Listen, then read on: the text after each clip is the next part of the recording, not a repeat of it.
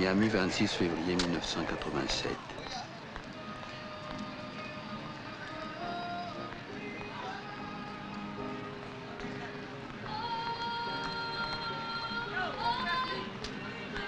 Premier jour du colloque sur la négritude.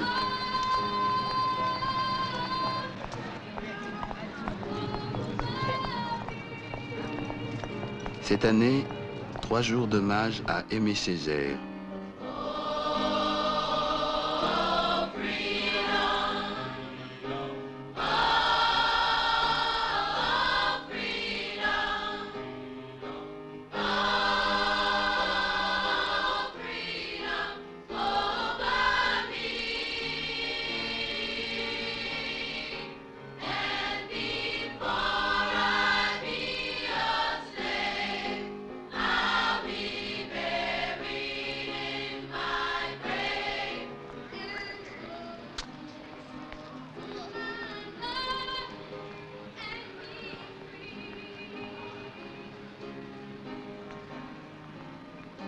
Monsieur le Président, Mesdames, Messieurs, j'ai été chargé par Monsieur François Mitterrand, Président de la République française, de lire ce message qu'il envoie au colloque.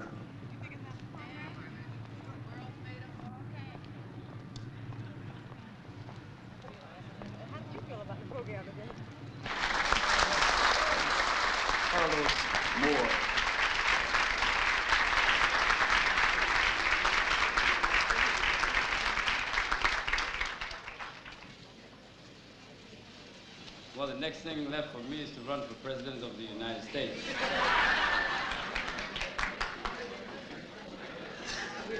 I acknowledge the enthusiastic applause of those who are gathered here this morning.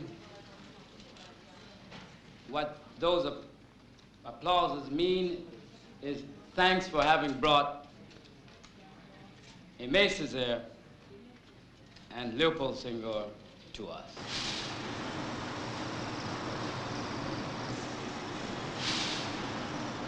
Miami. Son métro aérien, ses buildings, ses flamants roses, ses perroquets, ses caïmans, ses marais, son université, ses 2 universités.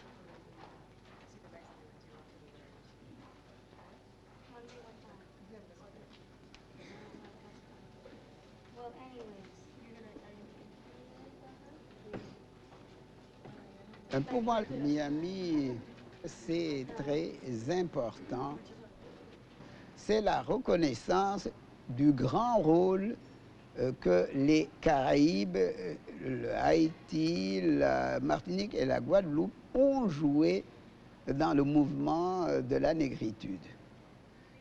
Et le plus beau poème de l'école de la négritude, c'est encore Cahier d'un retour au pays natal de Césaire. Parce que sa poésie renferme en symbiose les 3 qualités de la poésie nègre, les images analogiques, la mélodie et le rythme. Et voici au bout de ce petit matin ma prière virile, que je n'entende ni les rires ni les cris, les yeux fixés sur cette ville que je prophétise belle. Donnez-moi la foi sauvage du sorcier, donnez à mes mains puissance de modeler, donnez à mon âme la trempe de l'épée, je ne me dérobe point. Faites de ma tête une tête de proue, et de moi-même mon cœur. Ne faites ni un père, ni un frère, ni un fils, mais le père, mais le frère, mais le fils, ni un mari, mais l'amant de cet unique peuple. Faites-moi rebelle à toute vanité, mais docile à son génie, comme le poing à l'allongé du bras. Faites-moi commissaire de son sang, faites-moi dépositaire de son ressentiment. Faites de moi un homme de terminaison, faites de moi un homme d'initiation.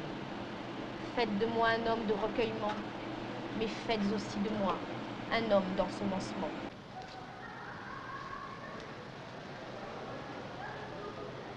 En langage ordinaire, j'appelle ça un piège. 27 février.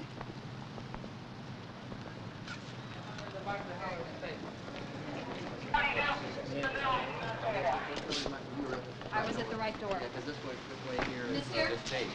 Yeah, this one here is where the translators are, and it's all blocked off. No, we need to get in this door. Somebody Yeah, got that's the door you want to Yes. get in.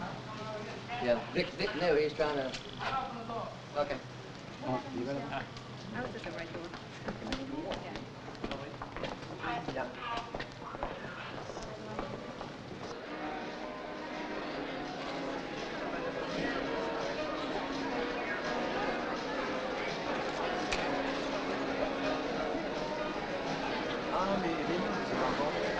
Ils sont pas encore prêts. Non, ils sont vraiment les premiers. Oui. Non.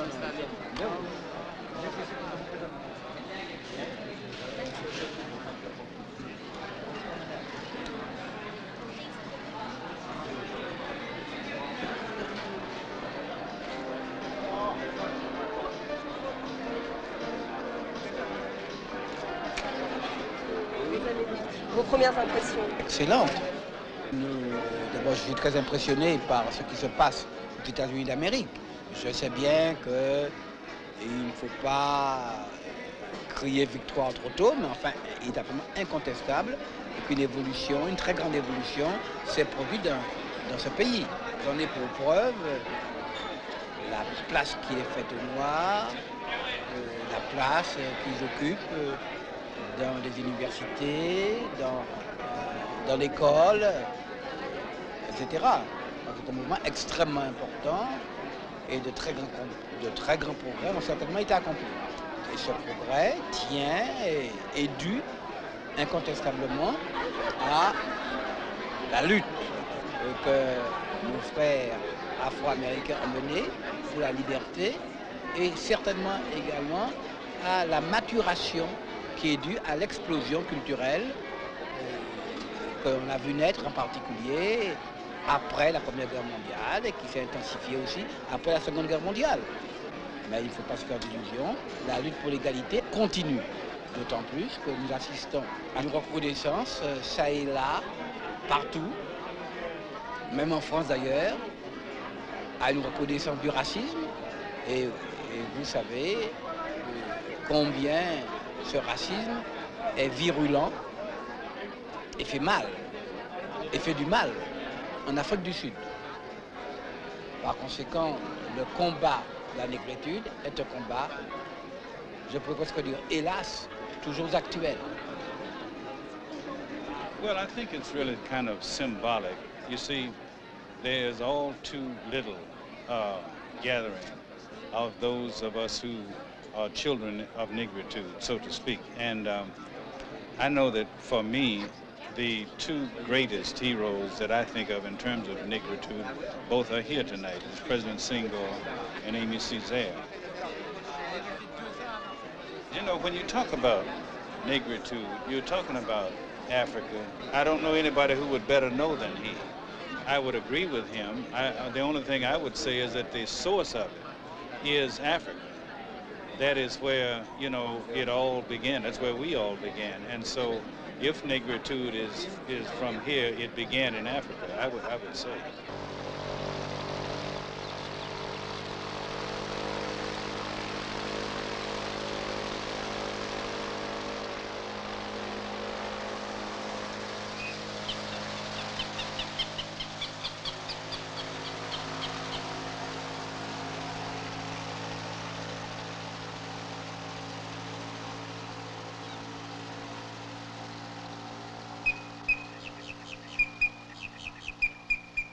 Aimé Césaire is a great poet, a great love, and of course a great lover. That is to say, he has loved not only words, but those of us who read his words, and sometimes chart our lives by the words in his map of life. When I was very young and wanting to be a poet so badly, I had some heroes, and one of my heroes was Aimé Césaire. He lived in another world, another space, a paradise, some place where only poets could go. And just to imagine that I came 25 years after I had first read Aimé Césaire, to Miami, and here I have seen the man face to face. I have lived so long in his works, it is my delight to read a poem of his. J'habite une blessure sacrée. J'habite des ancêtres imaginaires. J'habite une blessure sacrée. J'habite des ancêtres imaginaires. J'habite un vouloir obscur. J'habite un long silence. J'habite un long silence. J'habite une soif irrémédiable. J'habite un voyage de 1000 ans. J'habite une guerre de 300 ans. J'habite une soif irrémédiable. J'habite un voyage de 1000 ans. J'habite une guerre de 300 ans. J'habite un culte désaffecté, entre bulbes et cailleux. J'habite l'espace inexploité.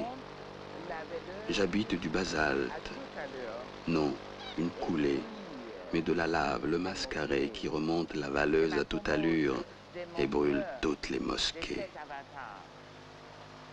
Je m'accommode de mon mieux de cet avatar, d'une version du paradis absurdement ratée.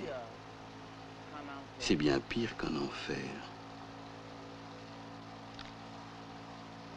J'habite de temps en temps une de mes plaies. Chaque minute, je change d'appartement et toute paix m'effraie.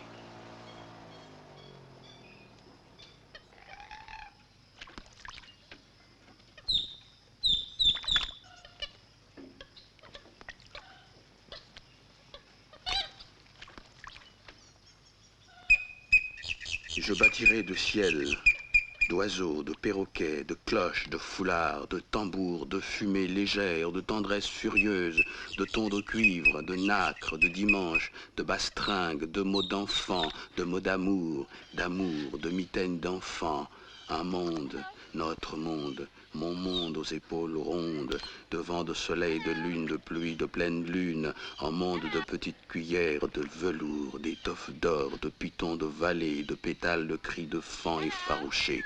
Un jour.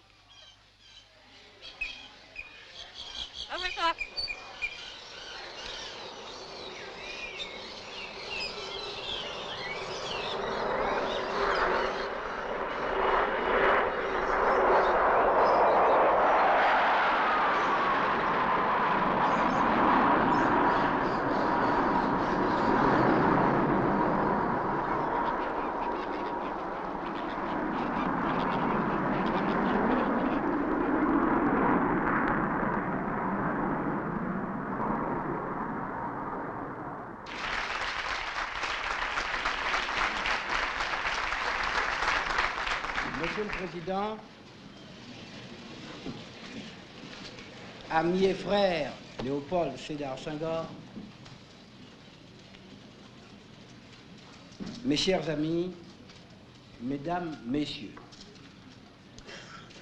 vous avez décidé d'inclure dans les travaux de votre congrès ce que vous appelez un hommage à Aimé Césaire.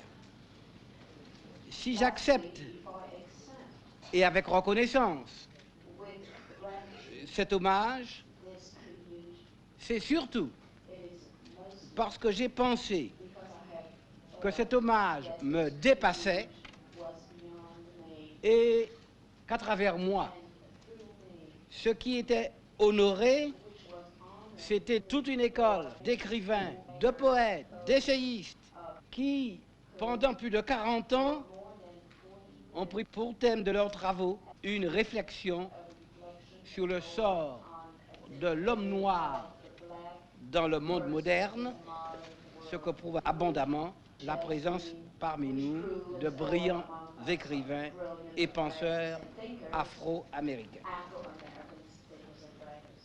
J'avoue ne pas aimer tous les jours le mot négritude, même si c'est moi, avec la complicité de quelques autres, qui ai contribué à l'inventer et à le lancer.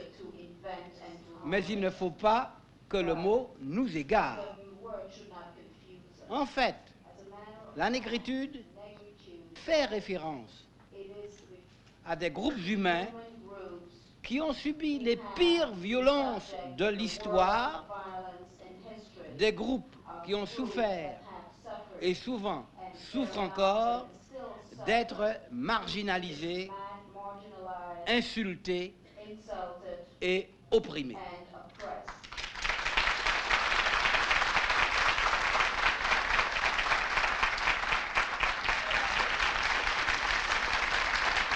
Mais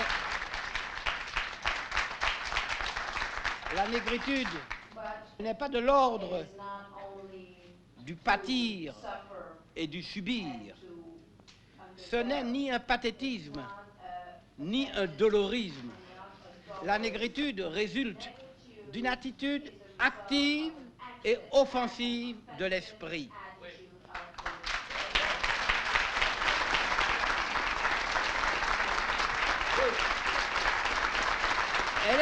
Elle est sursaut et sursaut de dignité. Elle est refus, je veux dire refus de l'oppression.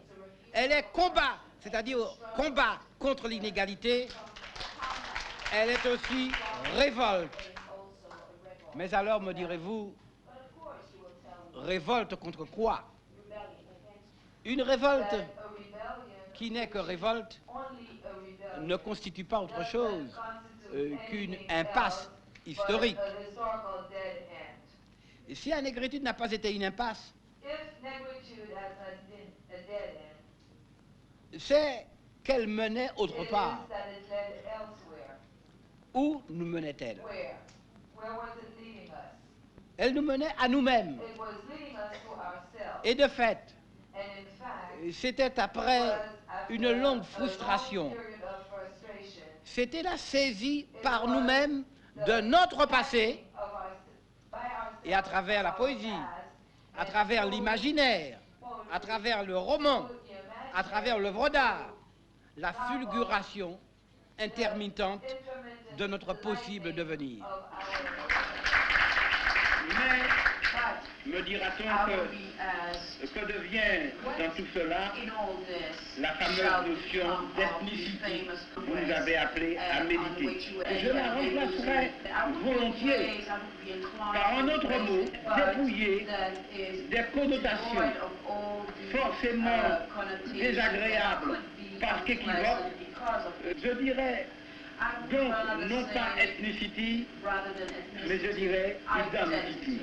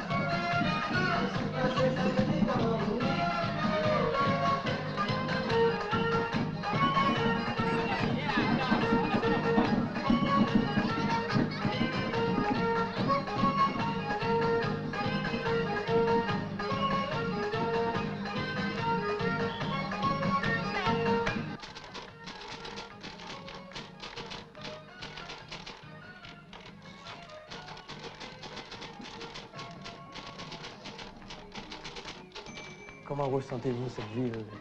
Ben, je la porte surtout sur le dos, car c'est quand même un fardeau.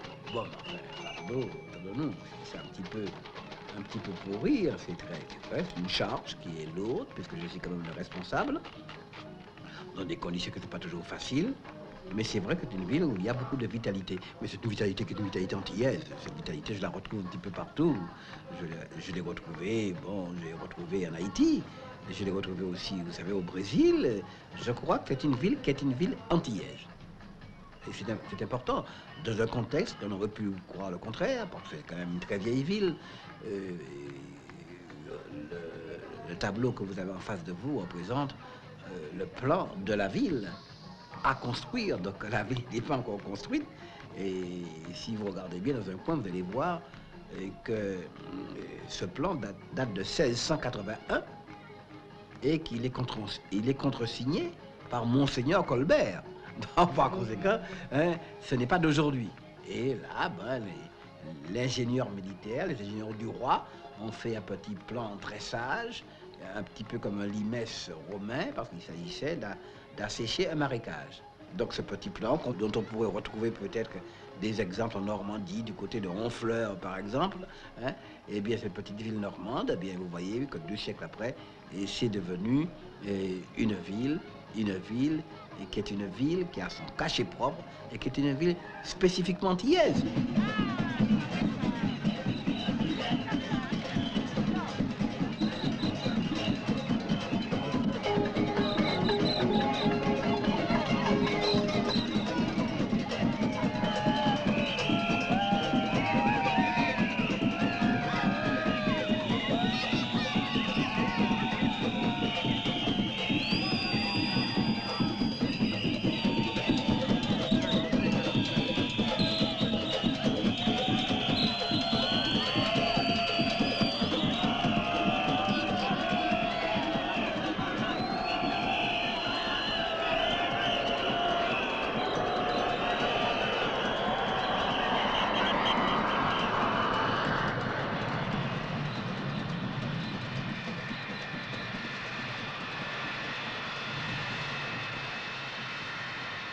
Vous savez que pendant tout le 19e siècle, une bonne partie du 20e siècle, la politique qui a prévalu ici, à la Martinique, et pas seulement à la Martinique, mais en général, c'était la politique européenne, c'était une politique avant tout d'assimilation. Et puis, c'est au moment où nous sommes devenus département français qu'à ce moment-là est née une aspiration nouvelle, c'était l'aspiration à être soi-même.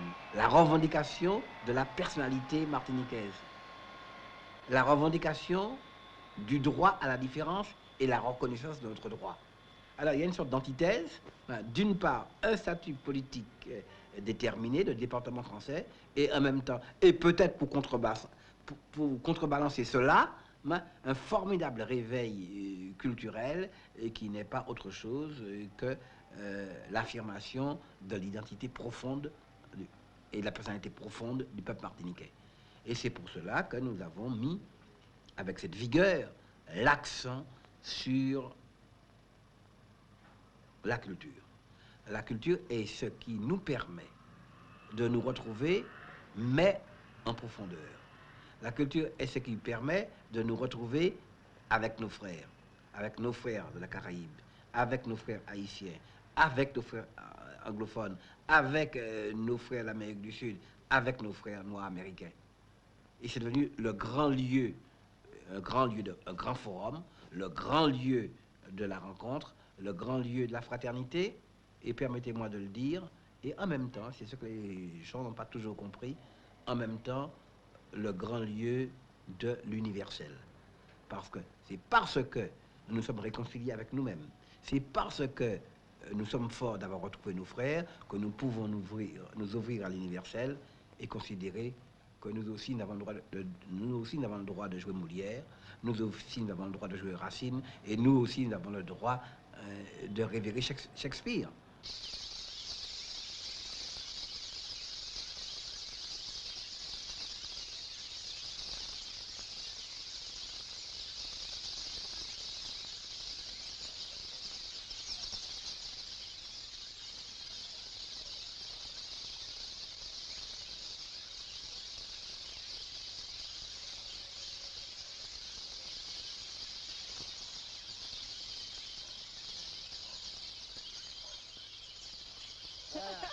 Là, vraiment, hein? Là, ils m'ont pas filmé.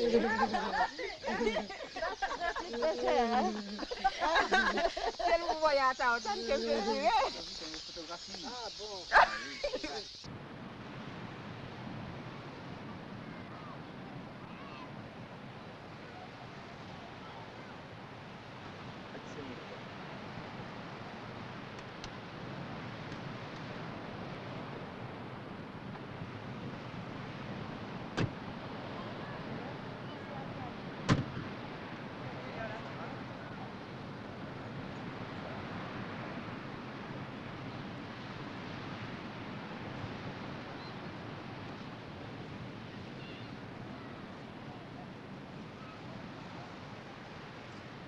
J'ai un côté tellurique.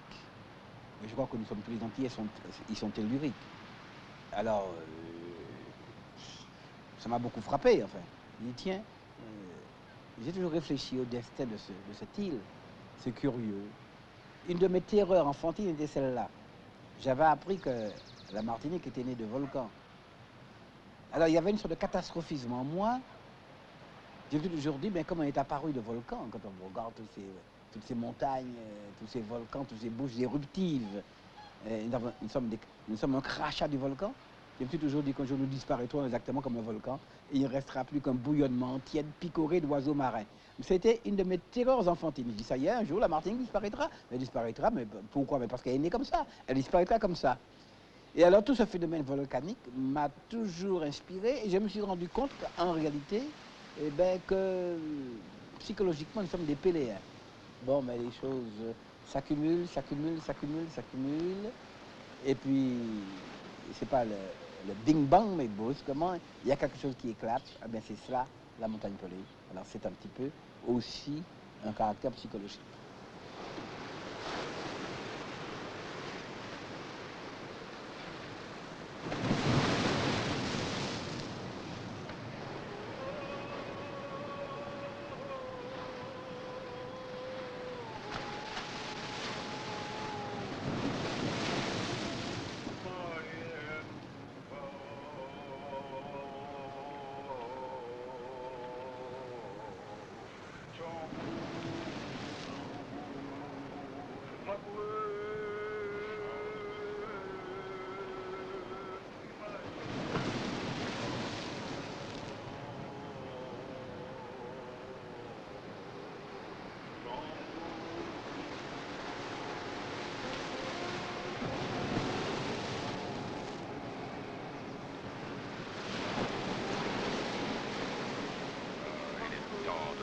À la raison des nègres qui croient que la révolution, ça consiste à prendre la place des Blancs, mais continuer en lieu et place, je veux dire sur le dos des nègres, à faire le blanc.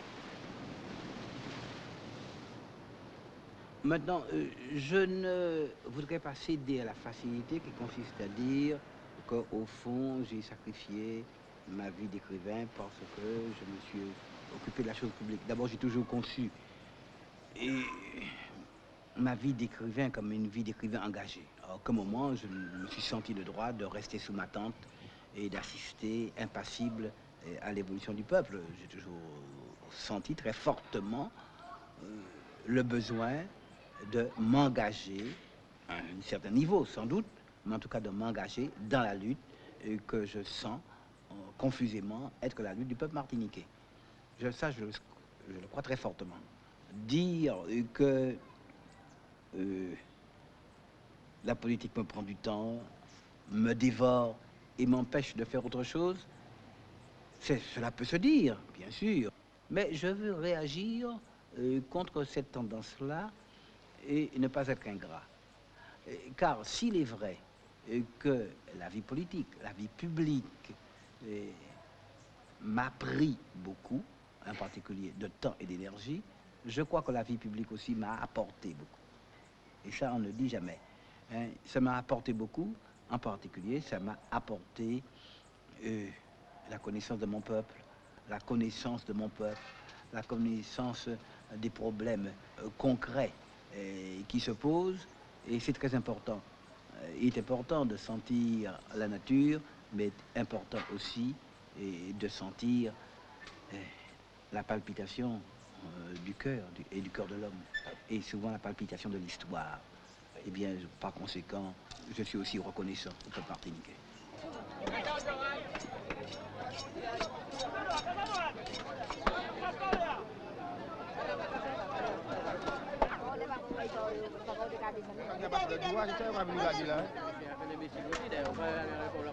Nous faisons l'imbécile, mais nous en même temps, parce que c'est pas son temps à l'heure à conserver.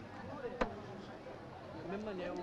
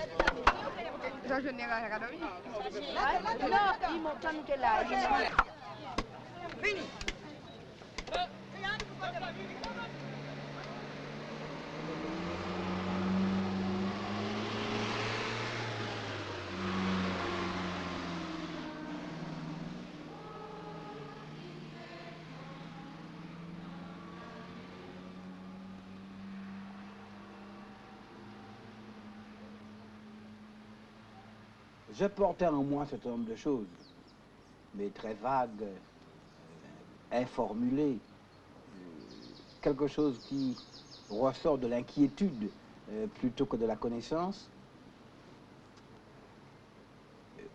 Certainement quelque chose d'assez braqué contre, non pas contre la Martinique, mais contre cette société martiniquaise dans laquelle j'avais vécu et contre laquelle je me sentais en rébellion, pour des raisons vagues. Mais je me sentais mal à mon aise dans cette société telle qu'elle était, telle qu'elle existait à mon époque, qui me paraissait un petit monde clos, fermé, replié sur un certain nombre de préjugés que pour ma part je ne supportais pas et que je n'admettais pas.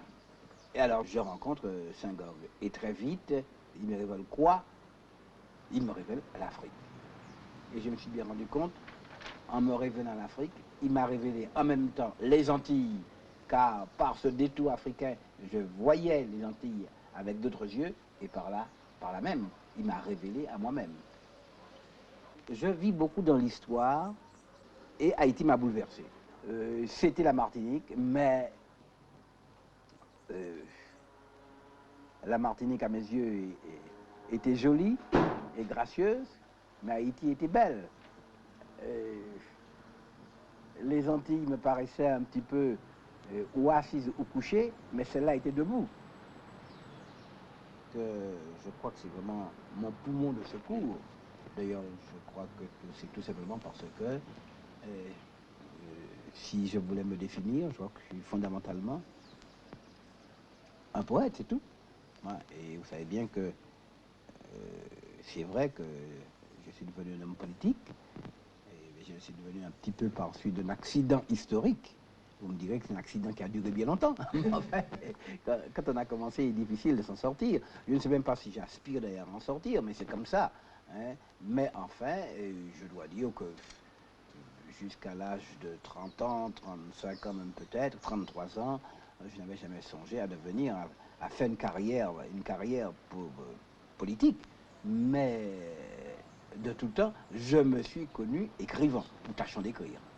Mais en réalité, je suis un artisan, je n'en suis plus à la plume sergent-major, mais et la bouteille d'encre, mais c'est presque. Hein, j'en suis au stylo, j'écris, je griffonne, j'écris sur ma page, je me colette avec la page, comme, je suppose, un menuisier avec le bois ou le sculpteur avec la matière. Et le poème naît sous mon pouce, si vous voulez. Le surréalisme, n'oubliez pas d'abord que le surréalisme, à la suite de Picasso, a été un des premiers mouvements littéraires et artistiques à avoir reconnu la valeur du message de l'art africain. Bon, le surréalisme, si vous voulez, va à l'encontre du génie européen, mais il va tout à fait dans le sens du génie africain. Et lorsque j'ai rencontré le surréalisme, je n'ai pas du tout apprécié le surréalisme simplement comme une sorte de mode littéraire, autrement dit, fait du surréalisme comme d'autres avant moi avaient fait du symbolisme ou comme d'autres avant moi avaient fait du Parnasse. Et le surréalisme, je l'ai, si vous voulez, conçu avant tout, la leçon que j'ai retenue du surréalisme, c'est avant tout une leçon de liberté. Et ça nous permettait de briser le carcan de la langue, et Dieu sait s'il pesait sur, non pas les Français, mais les francophones que nous sommes. Et je crois qu'en Haïti, on a bien connu cela, n'est-ce pas, parce que la langue, elle n'est pas forcément libératrice. Ça peut être au contraire une sorte d'armure dans laquelle vous êtes prisonnier. Et cette langue, il ne faut pas s'y soumettre, il faut la soumettre. Et il faut qu'elle devienne docile à notre génie. Au lieu que nous soyons nous dans une sorte d'habit de cérémonie, eh bien, je crois que le surréalisme nous a permis de briser tout cela. Et puis, il y avait dans le surréalisme une chose qui pour moi compte énormément, qui pour moi est fondamentale. Il y avait l'appel par-delà la raison discursive, il y avait l'appel aux forces profondes de l'homme. Il y avait la descente en nous-mêmes. C'est peut-être la descente aux enfers, mais la descente en nous-mêmes. Mais vous devinez bien ce que ça pouvait être pour nous, pour Senghor et pour moi, que cet appel aux forces profondes. La force profonde, bon, l'appel à l'inconscient. Bien, notre inconscient ne pouvait pas être l'inconscient d'un Breton ou l'inconscient d'un Parisien. L'inconscient pour nous, et pour moi en tout cas, c'était quoi? C'était l'Afrique. Donc mon inconscient ne pouvait être qu'un inconscient ancestral. C'est là que sont les archétypes, c'est là que sont les souvenirs immémoriaux. Donc par conséquent, l'Afrique, je ne la retrouverai pas seulement grâce au surréalisme à l'horizon, je la retrouvais en moi-même. Le vieil Amadou amassé en mon cœur par l'Afrique. C'est là que j'avais chance de le retrouver. Cette descente à moi-même, c'était la descente en Afrique. Et c'est ça qui a été extrêmement important pour moi. Breton est arrivé ici un petit peu comme un réfugié de guerre sur la route des États-Unis. Il descend à Fort-de-France, où d'ailleurs il est mis en résidence surveillée, discrètement surveillée, et il passe dans les rues de Fort-de-France, il déambule, et à une vitrine de magasin, même pas de libraire, et il voit un petit opuscule, c'est Tropique. Il ouvre cet exemplaire de Tropique sans conviction, enfin, un peu comme mu par un geste automatique. Et puis il découvre alors des poèmes qui sont signés de moi. Alors tout de suite, il est très frappé et il n'a de cesse de me faire signe. Et très vite, nous entrons en communication. Et alors, nous nous voyons donc désormais tous les jours. Wilfredo m'arrive quelques temps après. Et alors, bien entendu, je suis très frappé par Breton, son sens étonnant de la poésie. Et nous avons ainsi passé quelques jours ensemble qui étaient véritablement éblouissants. André Breton, vraiment pour moi, c'est la poésie. Il incarne pour moi la poésie. Et ce sens qu'il a du merveilleux, de l'éblouissement, c'est prodigieux. J'ai toujours eu dans ma vie des rencontres fondamentales, des rencontres exceptionnelles. Une de ces rencontres a été Léopold Sédar Senghor. C'était ma première rencontre. Une deuxième rencontre a été André Breton. C'est absolument incontestable qui a influencé mon destin. Et puis, une troisième rencontre, c'est Jean-Marie Serrault. Non pas que je n'eusse pas d'idée sur le théâtre m'a toujours séduit, mais le théâtre, je le concevais, si vous voulez, peut-être que je le considère encore, un peu comme un département de la poésie. C'était pour moi la même démarche. Et pourquoi? C'est parce que j'ai toujours beaucoup aimé le théâtre grec. Pour moi, c'est le grand théâtre. Bon, Mais c'est Eschyle. Bon, plus tard Sophocle, mais c'est Eschyle. Et alors, j'avais été très frappé dans mon adolescence par la lecture du livre de Nietzsche, qui me paraît un très grand livre, c'est les origines de la tragédie. Et alors, ce qui fait que mon théâtre, et d'ailleurs on trouve la preuve, dans ma première pièce, si vous voulez, de « Et les chiens se taisaient ». Et qui se trouve dans quoi? Qui se trouve dans un recueil poétique, Les armes miraculeuses. Et pour moi, c'était la même démarche. Mon théâtre est avant tout un théâtre poétique. Bon, et bien entendu, lorsque j'ai écrit des textes de ce genre-là, je n'avais jamais du tout pensé que ça allait être porté à la scène. Pas du tout. Alors c'est Jean-Marie le premier qui a dit, c'est très bien comme ça, qui a eu l'idée alors de faire passer ses poèmes à la scène. Jean-Marie était un poète, un très grand poète, un poète de l'action. Il visualisait, lui, la poésie. Il a transformé tout de suite en drame et en action. Et il avait une sorte de feu sacré. Personne ne pouvait résister à Jean-Marie.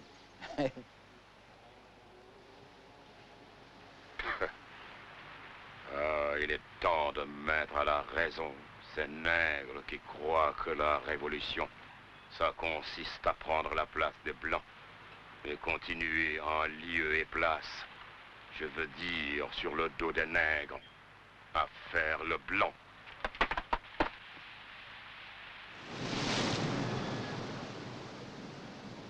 Pourquoi ce mot me hante?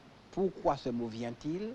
Pourquoi cette phrase arrive et montre son nez comme une sorte d'orisha qui apparaît brusquement à l'horizon? Parce que je considère ça précisément comme un signe, et il faut s'interroger, que veut donc me dire ce message?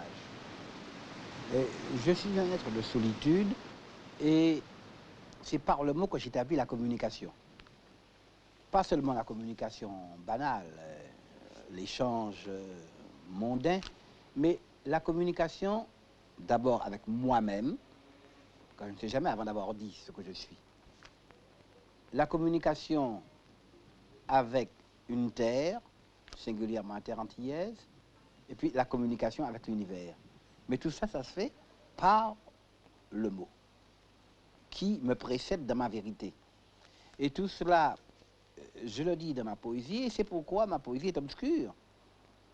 Parce qu'elle emporte des grands lambeaux de moi-même, du monde et de l'univers. Je m'apparais, quand je fais un poème, un petit peu comme celui qui porte le masque dans la civilisation africaine, ou même dans la civilisation océanienne. Par le masque,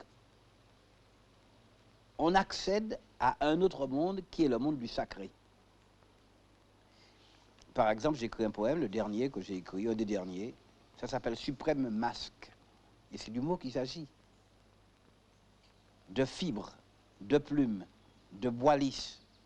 Revêtir le masque des mots. De pierre, de cuivre, de fer. Surgir avec au cou le collier de mémoire. Jusqu'à l'aube débile, jusqu'à la plus haute rencontre, là où, dans une région première, s'entremêle la mutation sauvage des continents labiles, porteurs du plus puissant masque. C'est le mot qui est le masque le plus puissant.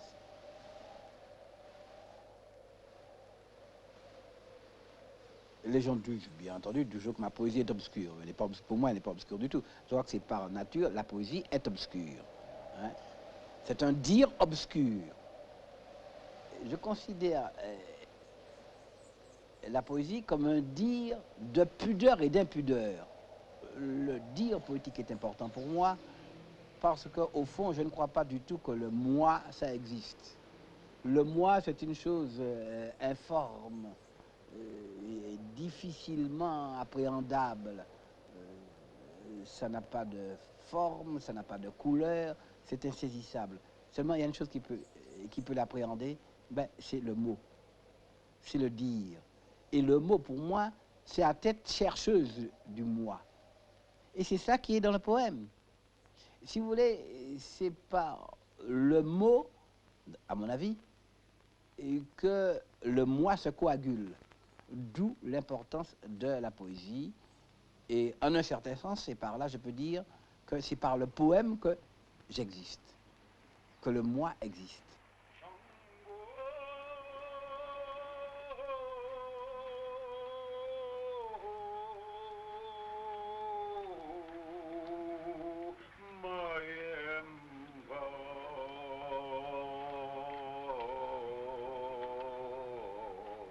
Shango